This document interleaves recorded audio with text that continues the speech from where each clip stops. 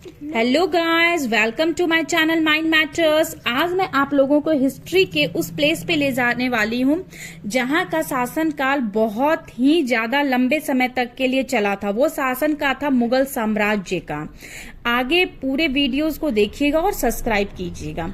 मुगल साम्राज्य भारतीय इतिहास के उन साम्राज्यों में से एक था जिसने भारत पर लगभग 300 वर्षों तक शासन किया था।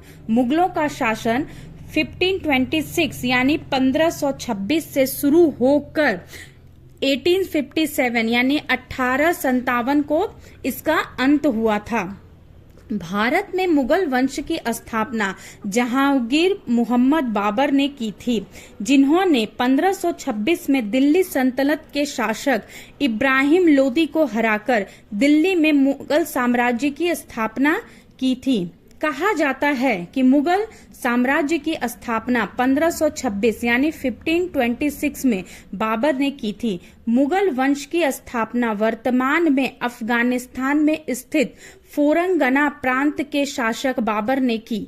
मुगल साम्राज्य के मध्य से भारतीय उपमहाद्वीप ने भारत में मुस्लिम संस्कृति का एक नया उदय देखा। मुगल राजवंश भारतीय उपमहाद्वीप में प्रारंभिक इस्लामी काल था। अब प्रश्न ये आता है, मुगल वंश में कुल कितने शासक थे?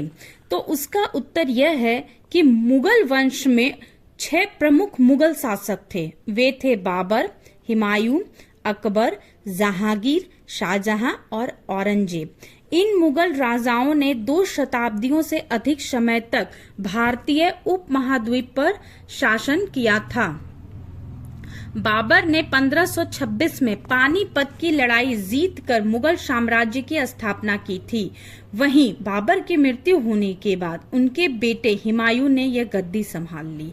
जब हुमायूं की डेथ हो गई यानी वो मर गए, तो अकबर को 1556 यानी 1556 में मुगल का साम्राज्य घोषित कर दिया गया।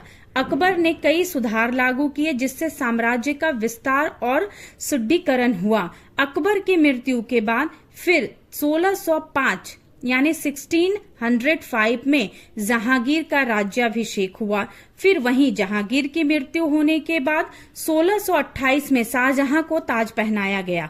शाहजहां की मृत्यु के बाद लास्ट उत्तराधिकारी को युद्ध के बाद औरंगजेब को सम्राट बना दिया गया। औरंगजेब की मृत्यु के बाद यह साम्राज्य का पतन शुरू हो गया और 1785 यानी 1785 में दिल्ली मराठा लोगों के हाथ में चली गई।